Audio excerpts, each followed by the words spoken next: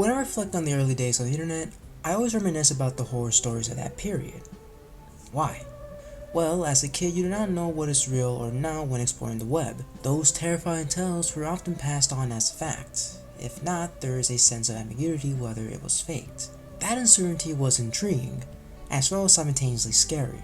A majority of these legends came from a website we all know, Creepypastas. It is a medium we all remember fondly, especially since it created classics such as Slenderman, Jeff the Killer, The Rake, Ben Drowned, and many, many more. Most of the hits have not aged well, and the genre dissipated from popularity due to numerous reasons. But despite that, I still come back to it one way or another. During a short period, I went on a marathon rereading the stories I recognized. However, while doing so, I found more that I was unfamiliar with. There were plenty that were not great, okay, or to me, stood out to the rest. In this video, I'll be discussing certain pieces I found that were unique and engaging. Perhaps you'll share a similar feeling while watching this. So, get cozy, turn on the fireplace, make yourself a hot cocoa, and relax as we take a look at my top picks of the most disturbing creepypastas.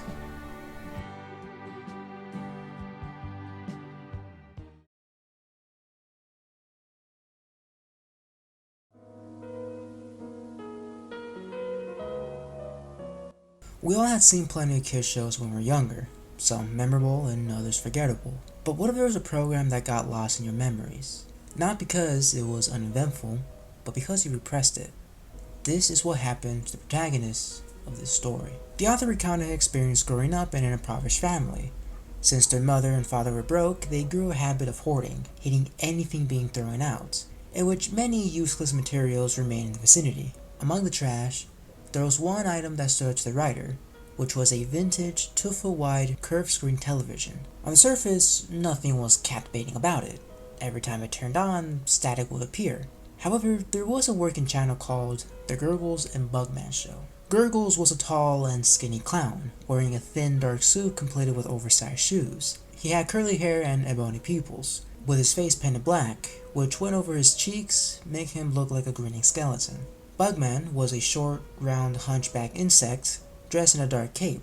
He had the eyes of a fly and a 90-degree rotated mouth. The program consisted of these characters pranking unsuspected people while staying hidden. They would stalk the individual, steal or move items, and make things disappear.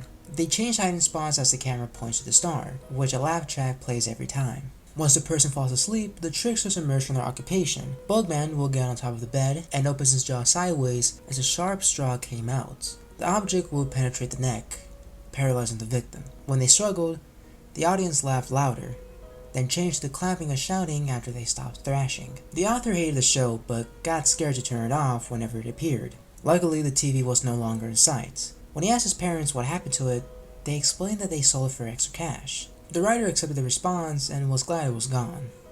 However, a couple of years later, he questioned his family about the television again. The mother and father exchanged nervous glances and told the truth. During the writer's kindergarten days, they had a classmate named Derek, who tragically got murdered in his bed via stab wound to the neck. When the authorities investigated the case, they found no traces of breaking or entering. The parents were interrogated, but they denied any involvement in the incident. The narrator's teacher, Mrs. Nolan, told the class about the news. He told her that Derek could not have died, since he saw him at the Gurgles and Bugman show. Mentioning this to his parents, they took the old TV and burnt it at a junkyard. What the author saw was not from his station, because that television broke. It was always unplugged whenever he switched it on.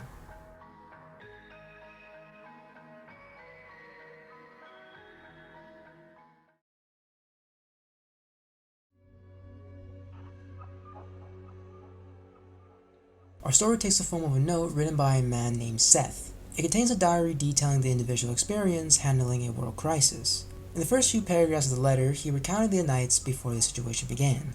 In the late hours, the telephone rang while he was watching a show. At first, he believed it was not for him, until his mother said otherwise. He picked up the phone, and on the other line was someone whispering and pleading about something. When the stranger mistakes Seth's name for Jeff, he corrects him, and in return, receives a yell to not go outdoors. Immediately, he hung up and was startled, but he forgot it. assuming it was a joke. While heading to his bed, he passed the living room and noticed people were outside at 3 a.m. Though strange, he was too exhausted to question it any further and went to sleep. The morning was odd. The news was on instead of the sports channel, which his dad watches. He did not have to struggle to get space in the restroom from his siblings. It was quiet, and the front door open, but the glass door was closed. Outside, he saw the same group from the last night standing. When he walked out, their head snapped towards his direction and chased him. Quickly, he retreated, and while doing so, he recognized his younger brother beside the porch. Once returning, he paid attention to the station. They reported that an unknown disease had spread through southern Canada to the entirety of the USA. He turned off the television and furiously yelled if anyone was in the house. No one was there, thus starting his solitary confinement. Before the news station shut down, they referred to them as zombies.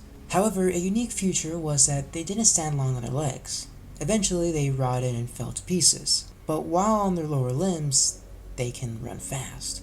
After the station was caught, a radio host remained in the air. In it, he advised the listeners to stay inside and wait patiently, since these undead people do not stay alive. However, the individual got impatient and went outdoors, never hearing from him again. Seth tells what he witnessed during quarantine. He saw a cop get dismembered by monsters while attempting a rescue mission, and knows that they didn't go down after shooting them. They, for some reason, don't follow you if you're at a residence. He saved up water before it went out and tried to search for food, but ran back after being spotted. Near the bottom of the note, he expresses optimism about knowing someone reading this and considers taking a weapon to go hunting. However, he makes one point and questions why there are fresh faces outside.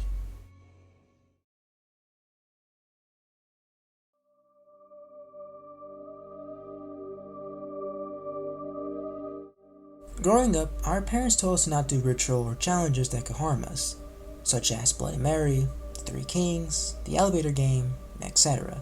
This one in particular is special. It does not require any activity.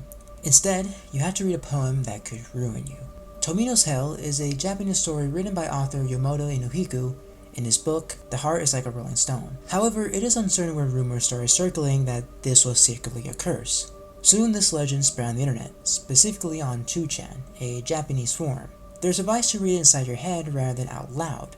Doing so can give you bad luck. Some state that after not listening to the suggestion, nothing happened to them, while others are never to be heard from again. Let's see if the myth is true. His older sister vomited blood, his younger sister vomited fire, and the cute Tomino vomited glass beads. Tomino fell into hell alone. Hell is wrapped in darkness, and even the flowers don't bloom. Is the person with the whip Tomino's older sister? I wonder whose blood is on it. Hits without hitting. Infinite hell's one road, which will lead him to the dark hell.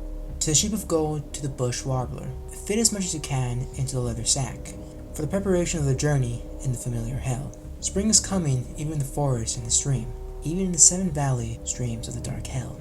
The bush warbler in the birdcage, the sheep in the wagon. Tears in the eyes of cute Tomino cry bush warbler toward the raining forest. He shouts that he misses his little sister. The crying echo reverberates throughout hell. The fox peony blooms, circling around hell's 7 mountains and 7 streams. The lonely journey of cute Tomino. If they're in hell, bring them to me. The needle of the graves. I won't pierce with the red needle. And the milestone of little Tomino.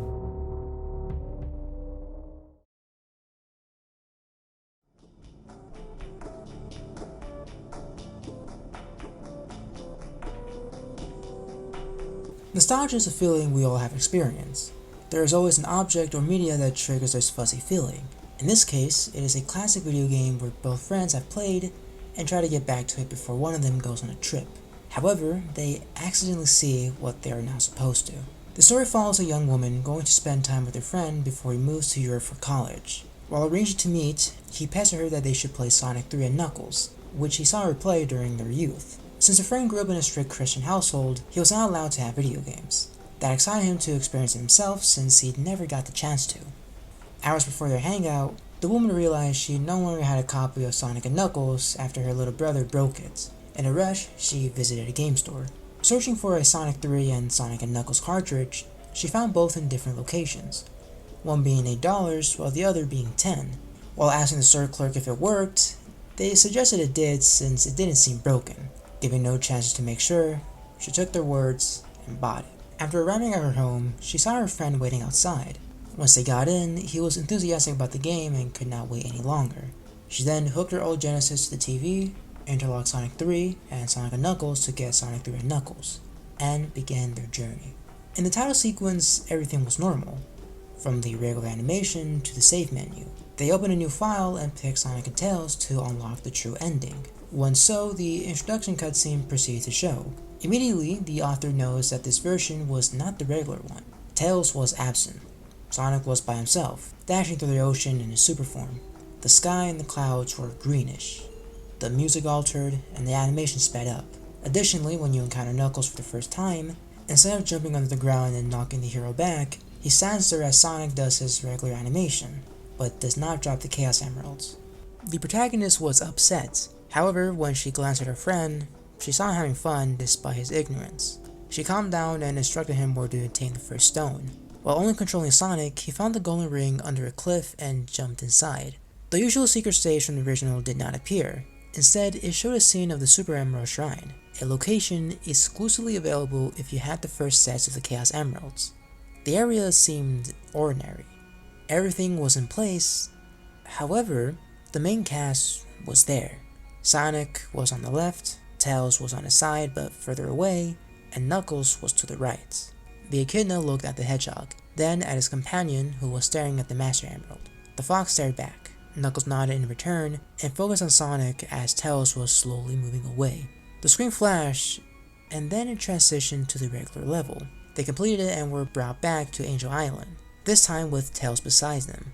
As they progressed, the courageous sidekick was aloof towards his blue friend. When the protagonist attempts to nudge him further, it always reverted him to acting cold and facing away. Eventually, they discover another giant ring and entered. They saw a second cutscene with the same shrine as previously. However, the two buddies were in opposite directions, with Tails on the right and Sonic on the left, while Knuckles did not change position.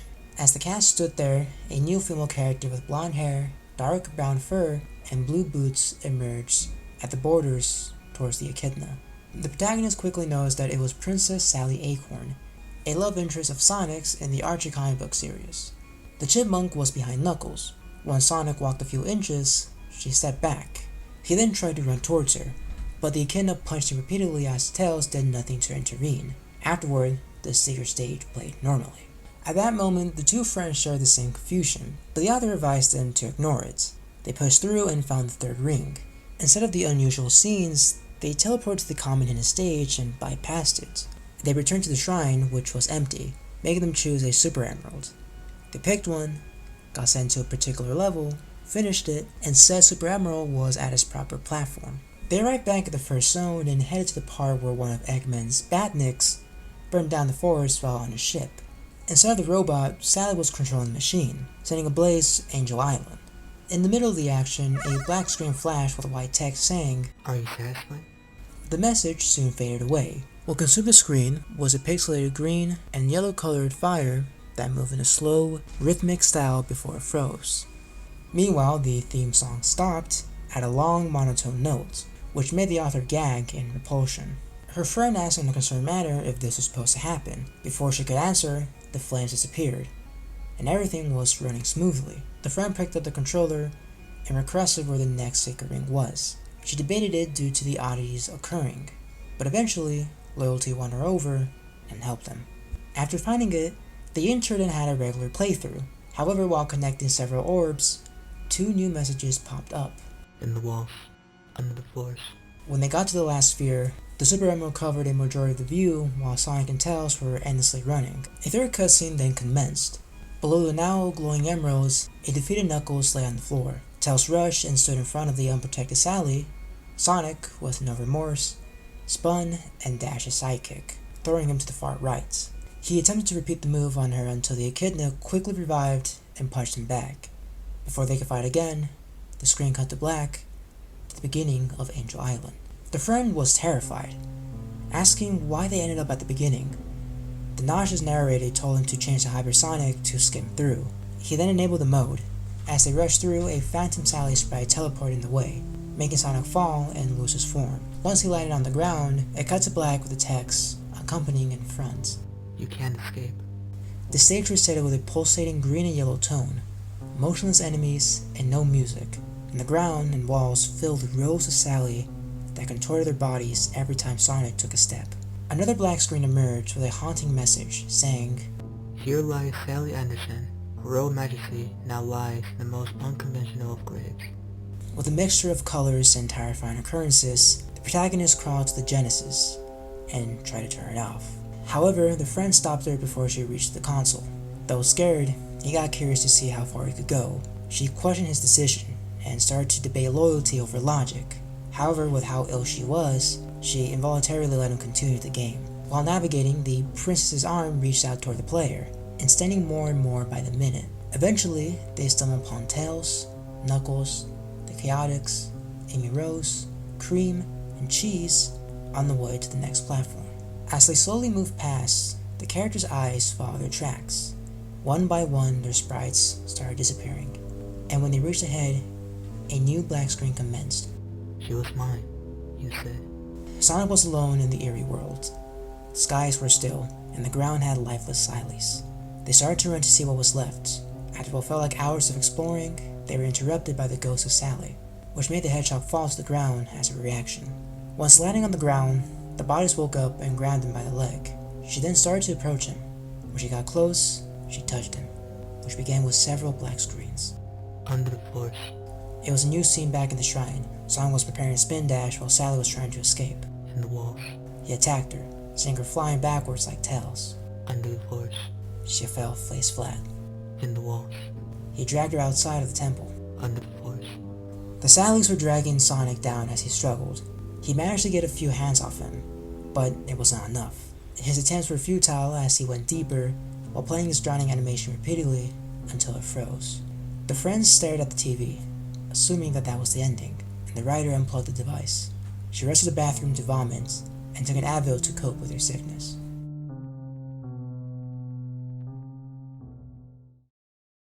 A month later, the narrator updated what happened. Her friend made it to Europe safe and sound.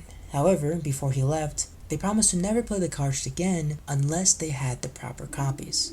They also agreed to make a somewhat vague version of their experience to avoid making it seem unbelievable and post it on a game forum to warn others.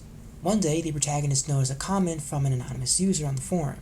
It was not anything in particular. It was just a simple, "Wow, that sounds really weird." Interestingly enough, the same individual sent her a friend request. She was suspicious at first, but noticed they were a Sonic fan, and had experience creating ROM hacks. She accepted it since she felt lonely after her friend went overseas. After adding them, they quickly wrote a message telling their experience was odd, but could be related to a hacked cartridge of Sonic 3 and Sonic and Knuckles they created long ago with a partner. They planned to make an interactive fanfiction with certain Archie characters being present.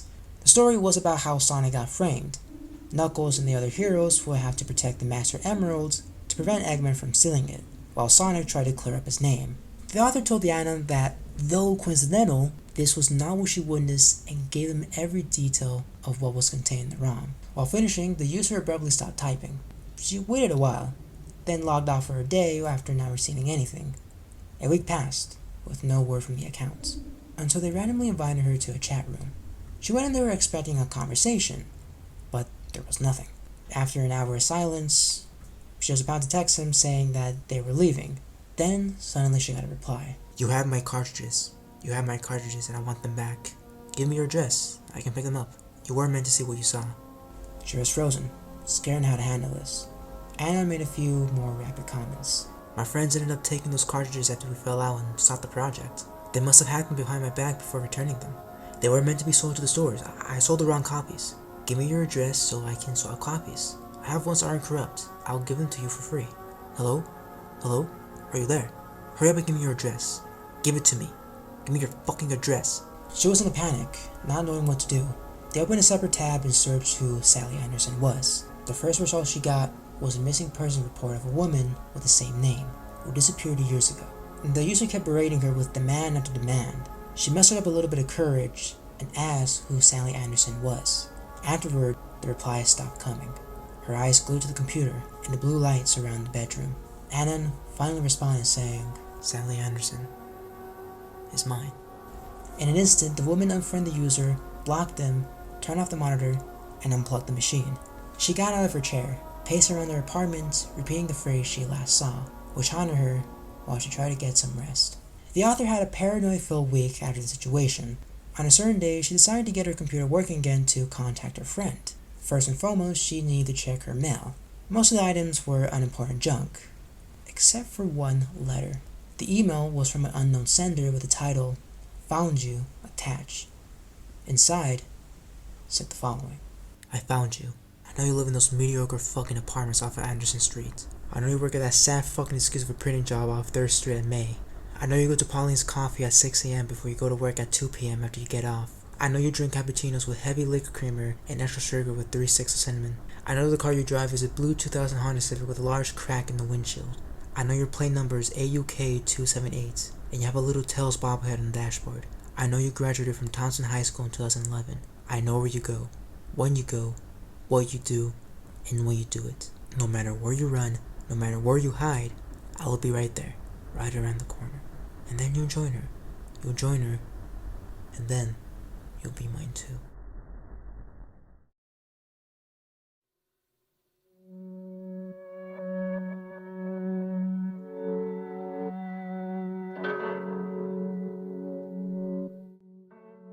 Checking emails is a mundane task for every adult, but important nonetheless. It could be your bills, a letter from a family member, an accepted application, or anything vital to your everyday life. However, sometimes there are letters sent by accident. No big deal. You can delete it and move on. But what if curiosity gets the best of you? Most of the time it is a harmless message from a stranger. In this case, it was top secret information not meant for the public eye, which destroyed an individual's life. The story is about a Reddit user named Still Running, posting several threads throughout August 16th, 2014 on his mistake, which made him hopeless of any help. In the summer of 2005, Anon was living the best life he could ask for. He graduated college, married the love of his life, nicknamed Frey, bought a house, and rescued a puppy. But that would come to an unprecedented end when he received something he was not supposed to view. One night, while checking his email, he noticed a particular mail titled Progress of EBO 7X, with an attachment called E7X Results and Suggestions, which was addressed to a man named Mark, saying, Attached are the prelim results from the last batch of tests on EBO 7. The X generation seems to be holding up much better to the modifications. Remember, this is eyes only, so don't print this out or anything. You're new here, and we all think your help is really what's gotten us off the ground on this. If you have anything to add, let me know ASAP. Provided this gen holds up, we'll have a much better quarterly report for the bigwigs than we did last time. Don't wear the tie with the mustard stain on it, okay? The protagonist did not recognize the people mentioned in the letter. His inner consciousness were telling him to delete the message and pretend he did not see anything. But his impulsiveness got the better, and he downloaded a link to a PDF. Opening the file popped up a large, unintelligible sentences. On the right was an image of the deadly virus, Ebola. Alan managed to decipher the paragraph that seemed to be ineligible. With the iteration of EBO 7X and the hiring of a new personnel, we believe we have finally addressed the main desires of the clients. EBO 7X contains the following alterations from the base EBO 0. A. Increase incubation time of 12 to 40 days as opposed to EBO 0 incubation of 2 to 12 days. B. Suppress the lack of appetite common in EBO 0, thus removing one of the major diagnosable tools. C. Increase durability of the virus, allowing it to remain hot for up to 8 hours outside the human body. See test for 100 BA for applicable data. D. Decrease rate of fever increased by 20%, allowing for upwards of 35% more time before patient becomes immobilized. What was on the screen frightened the writer, wondering why these changes to the disease were necessary. He pondered the motives until the answer quickly came. It was to alter Ebola to make it a worldwide pandemic. Without hesitating, he downloaded the information onto a USB stick, mailed the email as unread, and deleted it. He attempted to get some rest after witnessing a potential global virus attack. The next day, while working in his office, 2 men in black knocked on the open door, asking for the protagonist. When he replied, they asked if he had received an email from their company. The author stayed composed and admitted that he did get a message from them, but lied not opening it, saying that he marked it as spam and ultimately deleted it. When the two men asked him to show evidence, he demonstrated his trash folder and the unread email. They apologized for the inconvenience of the mail, explaining that it was simply an error of their new system. As soon as the pair left, Anna shut the door lock and slept on his chair. He began to contemplate how they found him in such a short amount of time. He stopped thinking, quickly finished his work, and went home. During the weekend, he and his wife needed to cut the grass. To make the process faster, they used 2 separate motors to mow. While working, Anna's spouse said that her tractor had been acting strange. Rather than going straight, it always went to the left. He recommended using his and promised he'll see what's the issue. She started to use the machine, but it began to malfunction. He noticed it and signaled her to turn it off. She did and walked towards him. As she approached, the author realized a black sedan was driving past her house. Once it disappeared, the lawnmower exploded. Meg and his wife collapsed to the floor, though luckily she wasn't injured. Afterward, they called the cops. When they arrived, the officers kept asking for any foul play in the incident. He wanted to mention his strange meeting with 2 men, but held his tongue since his situation sounded ridiculous in retrospect. Nothing could have been explained for now, so the authorities left. Exhausted, the couple decided to go out to eat with their family. Night came around and the protagonist had trouble sleeping. He suspected that something was off since the tractor was not supposed to break in the first place due to the fuel lines not being loose. Paranoid, he checked if his guns were tampered with. While examining each firearm, he discovered that the pins were gone. Throughout the past weeks, more accidents occurred. The key would not work, the springs of a garage door disappeared, and the power brakes of their car broke, all the while the exact dark vehicle from previously followed them in the distance. After noticing the bizarre pattern, the author thought about what to do. He concluded that these were targeted attacks because of that fateful email. After much consideration, he decided he needed to vanish. To accomplish this goal, he needed to do a few things. He gave away his business cards and cash to friends who worked overseas, edited photos that contained his face, marked the towns he would go to, and many more. While planning out his disappearance, the accident started to get worse. The straw that broke the camel's back was when his wife almost got bitten by a venomous snake that was not populated where they were living. Adam then left the next day, early in the morning. Before he could, he put divorce papers on their kitchen table. Additionally, he wrote a letter to his wife explaining why he was doing this. However, nothing came to mind. He simply wrote, "I'm sorry. I'll always love you." Since 2005, the writer had been on the run. During those years, he made 3 attempts to contact people of high power to share his story, but all of them failed. The first time, he reached out to the staff of U.S. Senator Larry Craig. 4 days later, Craig was convicted of lewd conduct. The second time, he contacted the staff of newsperson Tim Russett. Days later, Russett died of a heart attack. His third and final try was when he spoke to junior Congressman Anthony Werner. Unfortunately, that never happened since Werner got involved in a sex scandal hours before. Eventually, the protagonist found a way he could comfortably tell his experience. He found a family with an unsecured internet, and revealed what he needed to do via a throwaway account on Reddit. Before wrapping up his post, he sincerely apologized to his wife for leaving, assuring her that he never stopped loving her. In the last sentence, he directs her to a lockbox containing the first book they read together and a handwritten copy of his wedding vows. There, the thread ends. Until he made one more. It was a quick update, saying he made a terrible mistake. The family that he had been using the router suffered a home invasion. 4 masked men broke in at 3 in the morning, killing both the family's dog and father. They tortured the 2 kids and mother, demanding a man with the same description as the author. But the victims did not know who they were talking about. Before the police could arrive, the man had already fled the scene. Realizing the situation, Anna knew he needed to leave cities. He gives his final goodbye to Reddit and gives his last message to his wife, which was to forgive him.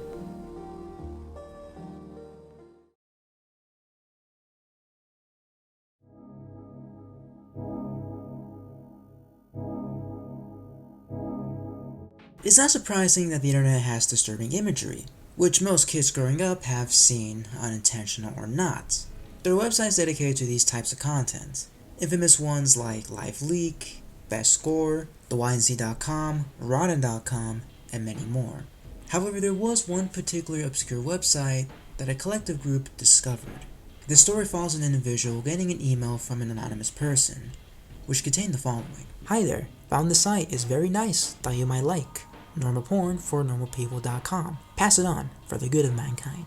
When they clicked the URL, it led them to a standard page with a weird tagline: Normal porn for normal people, a website dedicated to the eradication of abnormal sexuality. After clicking various links, he discovered a bizarre video. It was about a man, a woman, and a dog. The lady will make a peanut butter sandwich. The guy will set the meal down for the canine to eat. It kept happening for half an hour. Upon seeing that, the writer went on the image board to search for any discussions about the webpage. To his surprise, there were. The forum included several users delving deeper into the website and showing the clips within it. Most of it was uneventful, except for 8 of them, which were puzzling. The first video, leakclean.avi, shows footage of a repairman fixing a washing machine for 2 minutes. After he reconditioned it, he talked to the owner before leaving. When the homeowner was by himself, he licked the top of the machine for 7 minutes. The second video, Jimbo.avi, demonstrates an obese mime performing for 5 minutes. It remains like this until the last few seconds. It cuts to the man sobbing on the floor. The third video, Diana.avi, is about an interview with a woman on the girl's violin skills. She starts to play the instrument, but keeps getting distracted midway. One of the individuals from the thread noticed that if you look in the mirror, you can see an overweight man masturbating in a chicken mask. The fourth video, Jessica.avi, is just a simple conversation between the cameraman and a woman while it occasionally zooms out to reveal an unidentified city street behind them. The fifth video, Tonguetie.avi, shows an old woman kissing a mannequin for 10 minutes. In the last scenes, it transitions to a room with a group of mannequins huddled together. The sixth video, Stumps.avi, displays an amputated man intending to breakdance for 4 minutes. At the last minute, the individual is seen lying on the floor, exhausted, while pleading to someone to give him a break. A person off-screen demands him to continue, yelling at him before it abruptly ends. The seventh video, Privacy.avi, presents the woman from Diana.avi masturbating on a couch while the man from the previous clip crawls around the room in a goblin mask. There is an open door in the room, and near the end, an animal quickly runs past. The eighth video, Useless.avi, is an 18-minute video of a blonde woman restrained in a mattress, pleading for help, but to no avail. It goes on for 7 minutes until a man opens the door, but does not go inside.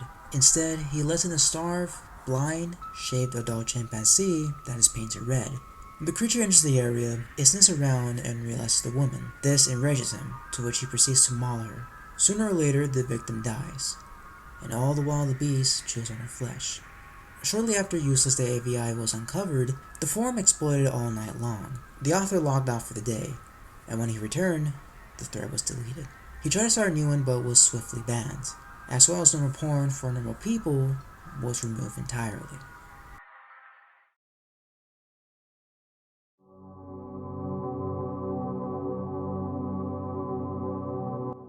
Around the 2010s, a picture had been making its rounds online.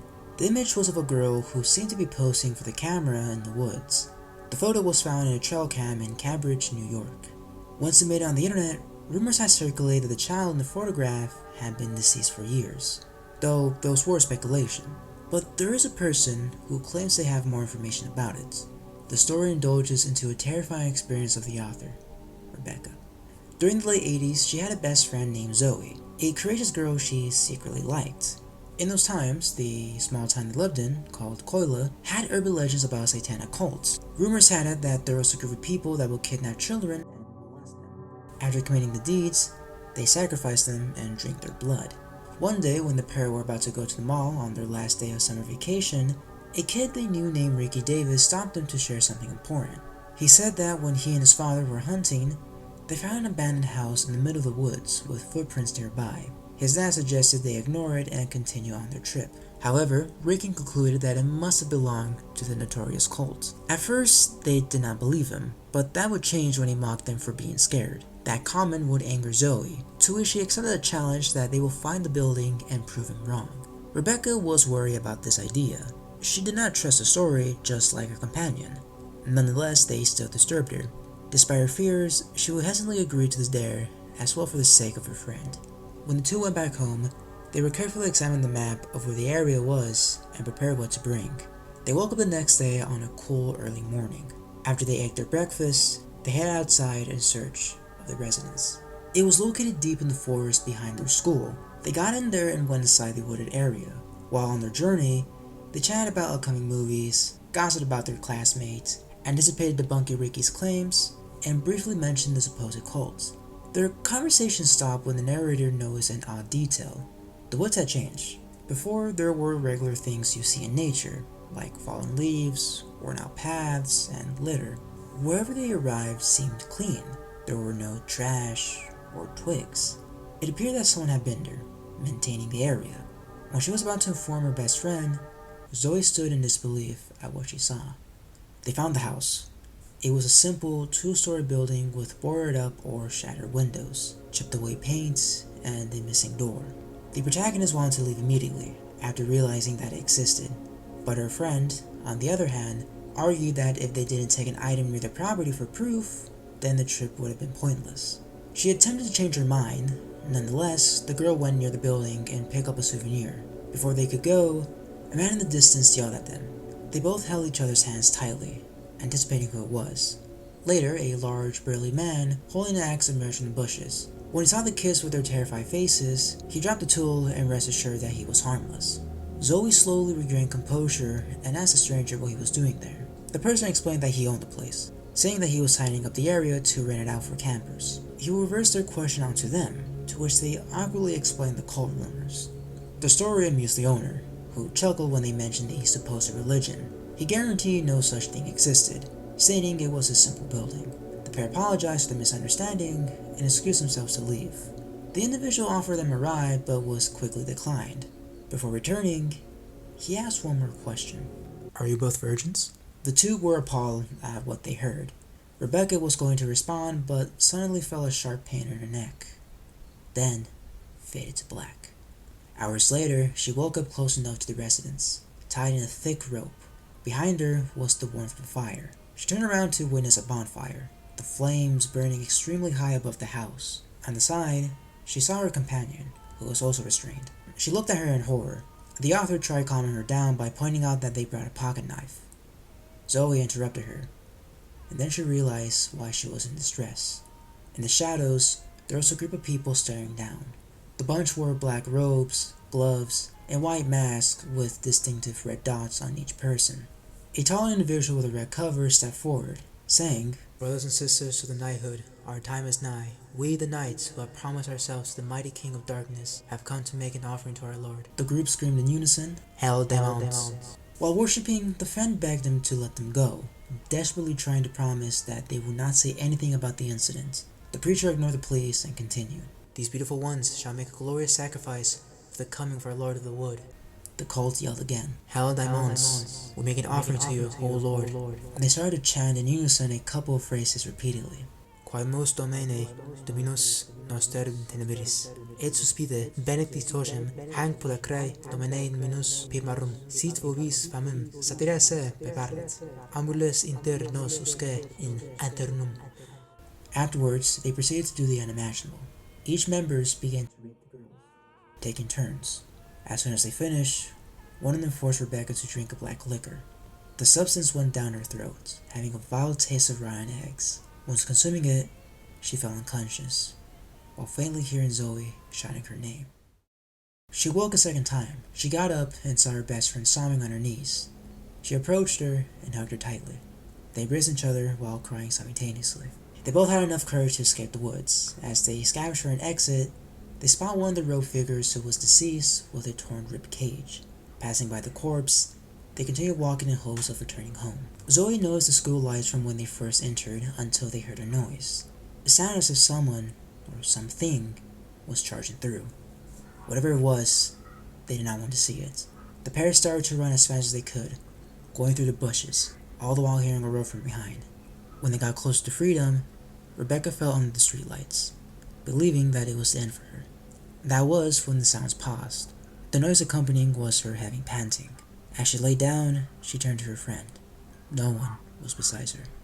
She noticed and quickly stood up while screaming for Zoe. Staring in the middle of the woods was a 15-foot-tall silhouette with two glowing red evil eyes. They stared each other down as she felt his lust towards her. The eyes flashed red, then blue, and red again as a cop car pulled over on the road. The creature from before vanished while being escorted. When she returned, the police, detectives, her parents, and Zoe's parents asked what happened. There she gave every detail about their disappearance. She revealed the house, the cult, the attack, and the monster. The authorities believe a large majority of her anecdote after her rape kit was positive, and discovered a disemboweled body outside of the town. However, they concluded that after the rape, the members left her for dead and kidnapped her friend, explaining that what she saw afterward was a hallucination to cope with a recently traumatic experience. For 30 years, she agreed with that excuse. However, due to the events, she attended therapy. During that time, she married, adopted 2 kids, and had not talked about her best friend ever since, always leaving her out when retelling the incidents. Coming back to this picture, this is what she had to say. I can only guess what you're thinking now. What chased you through the woods? If you were gone for 3 days, what happened during that lost time? Why would Zoe's childhood self appear in the picture? What if Zoe's spirit is trapped in the woods, waiting for you? What if Zoe's alive? I wish I can go back and find Zoe's spirit in the woods. There are so many things I will tell her. I will tell her that I didn't blame her, that it wasn't her fault. I could tell her how I really felt about her. I could hug her one more time. But I can't do that. I can't because Zoe is dead. Zoe's gone. And she has been for a long time. That isn't Zoe in the picture. It's me. Me as I was when I was 12 years old in those woods. It's a sign. Seeing that picture made me see the truth. I wasn't meant to escape. It wants me back.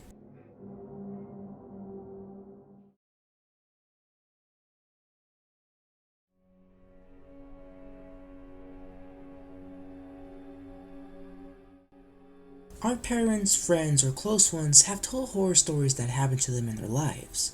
When they depict their experiences, you often doubt them and chalk them up as a fictional story. However, something similar happened to the author of this tale, except it turned out to be true.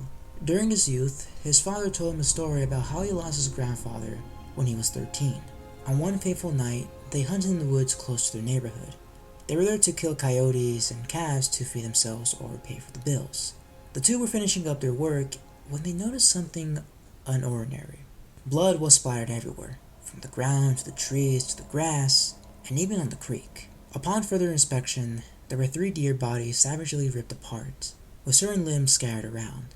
Whatever killed the animals were not canines, since when a pack of dogs hunts, they usually go for what is old, sick, weak, or small. Once they find their target, they corner them and let the alpha swiftly kill it. This predator in particular was not like that. It seemed that it hunted its prey for fun. They decided to follow a trail of blood, which could lead to what did this, and to take care of it. When walking, they heard several critters all at once. There were foxes, deers, raccoons, and birds. Shortly after, the animals began running away, passing by them while trying to escape from something. Despite the weirdness, curiosity got the best of the rider's grandfather, and kept pursuing the tracks. Within 50 yards, there was a growl from across. As they got closer, there was a sound of water swinging back and forth. Before they could see the ruckus, they formed a plan to shoot what was believed to be a feral dog until it stopped moving. They peered through the corner of a tree and saw what appeared to be a pale man, with claws who sat like a monkey. It was hunched over a carcass, eating its remains while spitting out what was not edible for it. The author's grandfather hesitated to shoot it because it looked like a human being. To avoid a misunderstanding, he cleared his throat to make it turn around. After doing so, everything went quiet for 2 seconds, which felt like an eternity. The creature quickly turned its back and lunged at him. When it was on top, it started to remove chunks of his flesh, ripping out body parts and breaking the bones. All the while the narrator's father was attempting to shoot the beast. However, the bullets did not faze it. Somehow he managed to get his dad's body on his back and ran.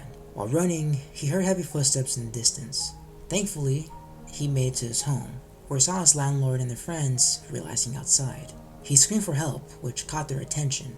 When they picked him up, they asked what was on his shoulder. Behind was his father's torso, at least what was left. Before explaining, they all listened to the loud screeching. They quickly ran inside, called the cops, and prepared their guns for defense. One of the men peeked through a window. The savage was near a campfire. Suddenly, something crashed through the glass. They drew their firearms and began to shoot in the direction of the noise. Upon inspecting, they realized it was the landlord's dog, with his head and legs missing. The monster eventually broke in, to which they hurried upstairs. Closed the door behind, and barricaded themselves in. Despite 5 men pushing against the opening, it managed to get its hand through. This resulted in 1 of the 5 grabbing their shotgun to blow it away. It worked, however, the animal got angry. It started to claw through, chipping away almost half the door. Beyond that point, the story starts to become fuzzy for the teller's dad. What he could remember was that the cops came, put him in a mental hospital, and did not speak about the incident. He returned home, to which he got a job for the landlord at a farm, neither of whom dared to discuss what happened. Later down the line, he enrolled in the military at age 19. Before getting deployed, he and the landlord drank together, giving their farewells. But he wanted to know about the aftermath, so he bluntly asked what the police said. His boss told him that the authorities said what attacked them was a wolf or a bear that migrated to the north. Appalled, he wondered how they could believe that since they had the hand. The landlord was shocked. He revealed that the part never went to the station since one of the cops who had it crashed and died in a collision. The piece then disappeared when searching the vehicle. That was the last conversation they had. When the father served in the military, the man vanished and has not returned. There, he swears that he will never return to the woods, even with full support. There is one issue. The author's dad lied. After the death of his mother, his father felt there was nothing to live, to which he decided to go back to the forest. During his visit, he was never seen from again. The FBI was contacted, but it was a cold case. However, the writer was suspicious that they did not search hard enough. It led him to convince an agent to divulge information about the area. Through bribing and alcohol, he only shared that they had always received calls about the woods and how people disappear when entering inside.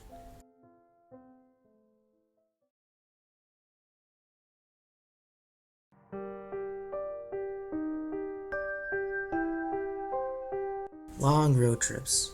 There are an excruciating dull experience to get to a specific destination. Many issues could arise, from the constant need for gas, unexpected traffic, unpredictable weather, and the hardship of finding a hotel to sleep at when it's late.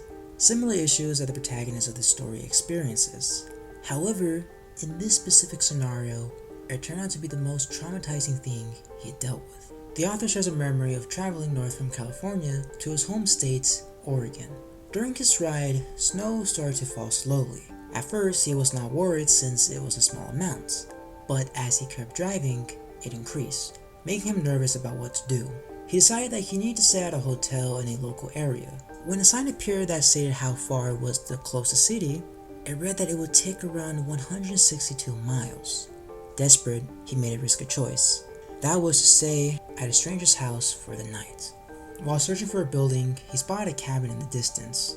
He stopped near the place, taking a ski mask, jacket, and phone.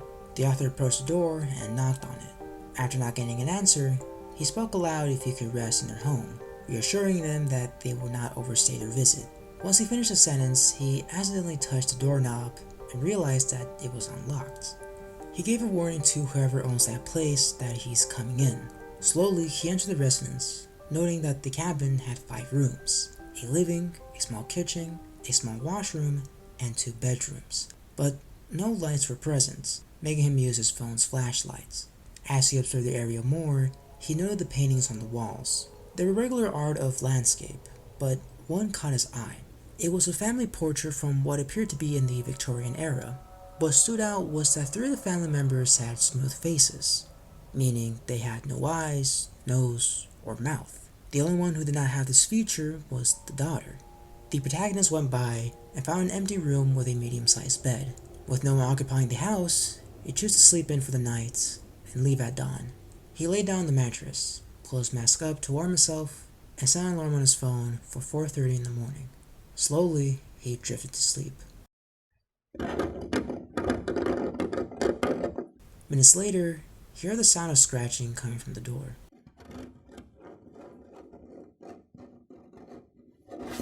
It grew louder and louder, then it stopped. The author froze at the sudden scraping, but soon began to calm down, and the door started opening.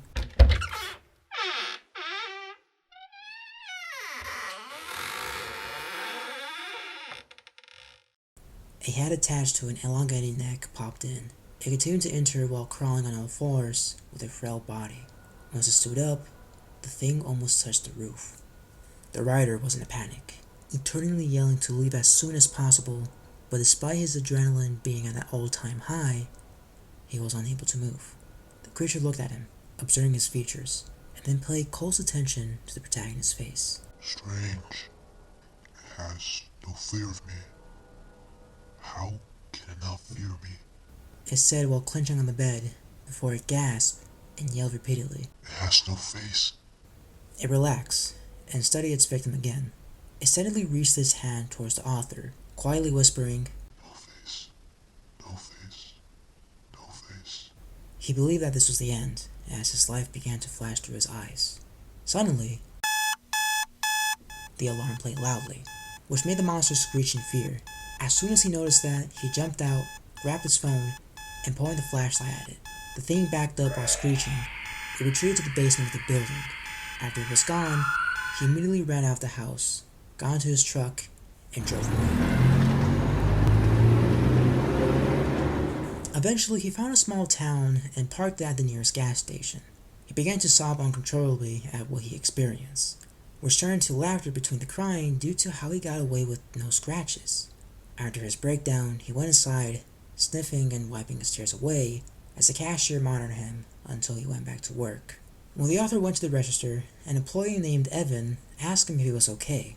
While looking at the worker, he decided to tell the traumatic night since he had nothing to lose. Once the story ended, the man looked at him, terrified. The protagonist felt that someone was watching them, and when he turned around, it was an elderly couple giving him the same emotions. The pair questioned what he knew about the cabin. He could not give a definitive answer, but did give descriptions of the appearance of the place. They revealed that the house had a bad reputation. The area was haunted, condemned, and left to rot after many disappearances related to it, saying that whoever stayed the night never returned. Evan interrupted by sharing that one of his best friends got dared to spend the night at the house. He went missing shortly after. The cops found out where he was visiting before he had vanished. They discovered the place and witnessed his body in the basement. He was sprawled on the floor, the eyes, nose, lips, and organs removed. The worst detail was that he was alive throughout it.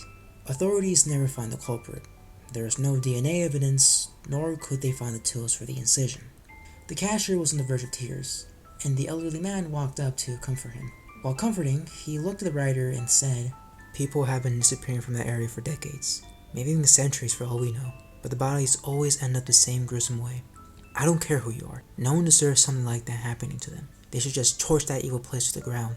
The old lady joined, adding, If your story is true, you should consider yourself the luckiest man on the face of the earth. In all my years of living, you're the only one to go in that cabin and come out alive. He quickly bought his items and found a hotel to rest at. Sitting on his bed, he stared at the two objects that saved his life, his phone and mask. From then on, he decided to keep the two by his side in case anything happened. After his recent near-death experience, he realized that life is too precious to waste. With the new knowledge, he got the courage to ask out his friend, Samantha. They got into a relationship and got married 2 years in. His paranoia still lingered, which made him refuse to buy a house with a basement on it, and for safety precautions, he locked up every single door before heading to sleep. Despite his absurd behaviors, his wife still supports him and loves him. However, there's something that he keeps on noticing.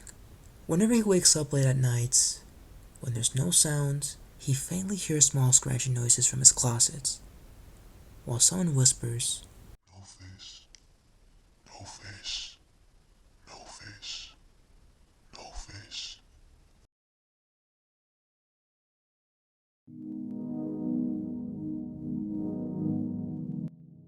Sleeping is a vital part of our lives. We need it for our health and to be productive for the day. However, some people wish that they could stay awake without needing to rest so they could do more things. What if I told you that somewhere, a pill that could help you be restless for hours or even days exists? This is what happened to the writer of this tale, which later cost his life. On October 14th, 2014, a man named Reed Murdoch created a blog post detailing his shutting lifestyle. In the post, he somewhat divulges his personal life, how he is a drug addict, his resentment towards his parents, his living conditions with his cats, and how he manages to make money inside. On October 18th, he announced that he would be switching to a nocturnal sleep schedule, meaning that he will sleep through the day instead of nights, and how he found a forum called Nocturnal Underground, which contained a community of other neets like him. Days later, he updated how well he was adjusting to his new routine, but said he received a private message. It said, To Remand 07 from Revelation 666. Subject, Necrosleep.net. Congratulations, Remand07. You've been invited to an invitation-only website that will change your life forever. Discover what society doesn't want you to know at necrosleep.net. Use your exclusive invitation code to enter, DCLXVI. Find out what you've been missing your entire life. Necrosleep.net.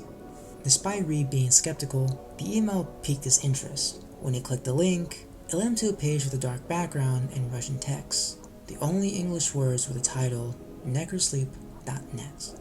Below the header were numerous red hyperlinks, labeled Main, Purchase, Secrets, and Credits, as well as an expert from the page, which read, Welcome to Necrosleep.net. This website is invitation only. Selected visitors have exclusive access to our special product that will change your life forever. Necrosleep is a product that sleep negates the biological necessity of sleep, thanks to our miraculous secret formula. With one pill a day, you will never feel the need to sleep again. Try it for yourself by clicking the purchase link. If Necrosleep doesn't change your life, we will offer you a complete refund. Your astonishment is guaranteed. The author then went to the secret hyperlink, which had a small paragraph containing the following.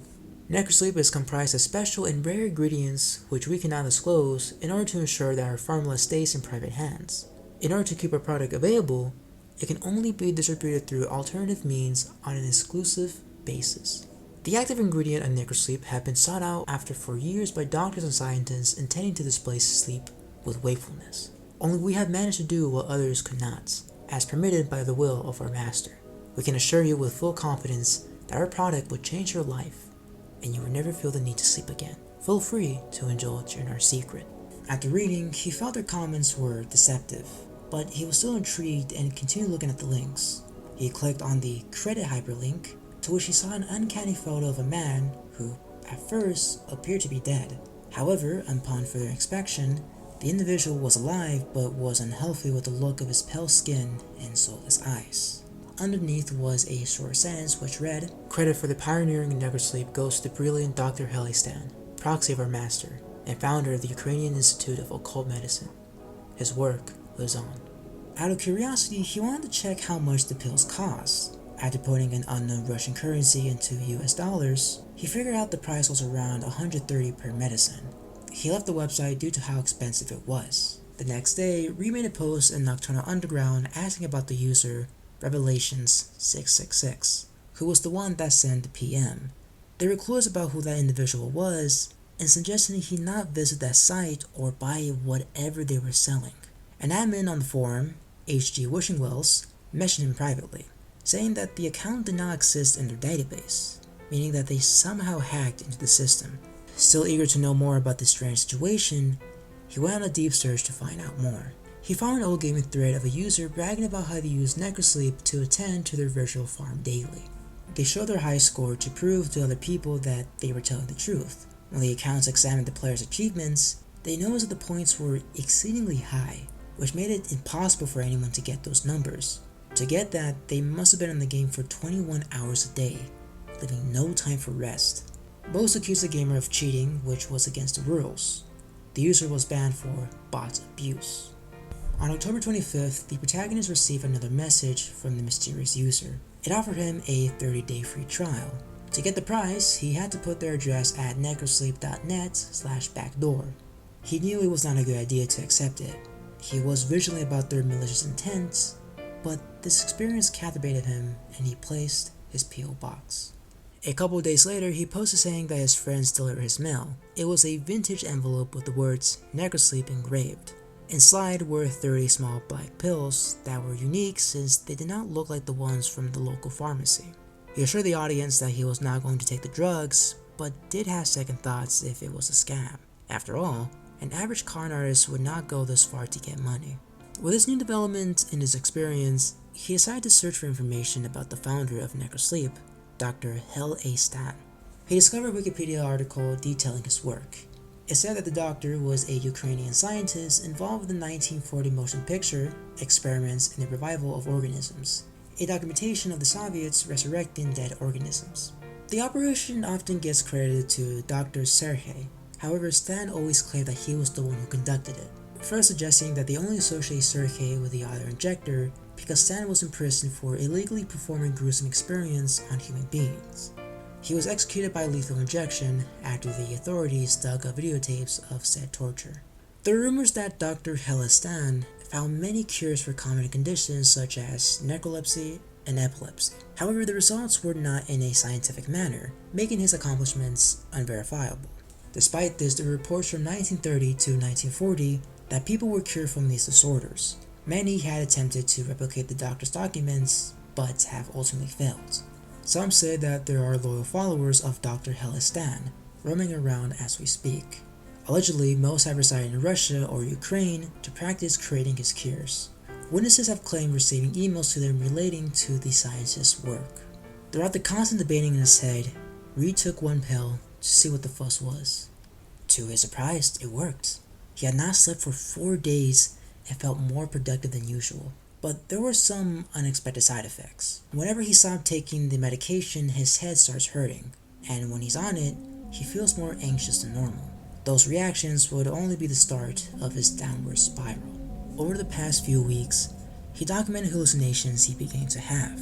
One day, when sitting on his couch, he saw 2 glowing dots in the dark corner of the room. Initially, he thought it was his cat since felines have reflective eyes. It was not until he felt his pet curling up in his leg. He took another peep on that corner, but nothing was there. 4 days later, he had another trip. While watching TV, a kids show called Bucko's Garden was on the air. It was a broadcast of a Thanksgiving special where the characters cooked dinner for the holiday. Nothing in particular happened, though near the end of their preparations, things took a turn. When the mascot sent his friend to retrieve ingredients, he pulled out a knife and opened the oven. Instead of being a turkey, it was a roasted human fetus. Reed turned off the television when they began to cut it. 3 days later, he walked into his bathroom to take a shower. When he went to look at his reflection in the mirror, he witnessed someone in the background. A person was standing behind, staring at him with a demonic face. It vanished once it started getting closer. With all of these accumulated illusions, he became terrified of leaving his apartment, to the point where he refused to go out with his friends, Jack and Douglas, or let them in when they were worried about his health. Within a month, his life started to get worse. He ran out of food, his head pain was unbearable, and he heard voices. Angry voices. The voices showed him terrible things. Things that now seemed normal to him. On November 26, Reed will make his final post, which said the following. Twig is in heaven now. I had to do it. I had to know what it tasted like. It was satisfying, but I need more. I thought I'd never leave this room again, but I don't have a choice anymore. I need more of it. The face is getting angry. The voices are getting angry. My head hurts so bad. I need more. It hurts so much. I need more. They're hurting me. I need to feed them more. They need more. I need more. I have to make it stop. I need more. I need more. Make it stop.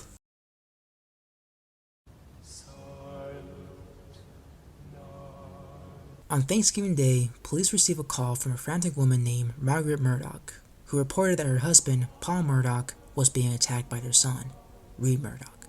When the authorities arrived at their house, they saw the assailant cannibalizing and mauling the brains of his father. They shot him dead when he refused to cooperate. They found the aggressor's current residence and investigated it. Inside was a ripped apart cat on the floor, with his blood sprayed on the walls, an old TV on static, and a packet of unidentifiable pills.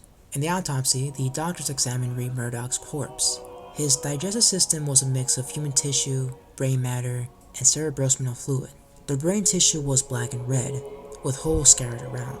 Upon further inspection, thousands of black parasites appeared to be consuming the organ. The unknown pills were tested, and what they found was a disgusting mash of addictive euphoric drugs, human hormones, and parasitic eggs, which were presumed to be kept in cold storage until they met the body. The friends of Reed Murdoch, Jake Fairfax and Douglas Lopez, were brought into questioning.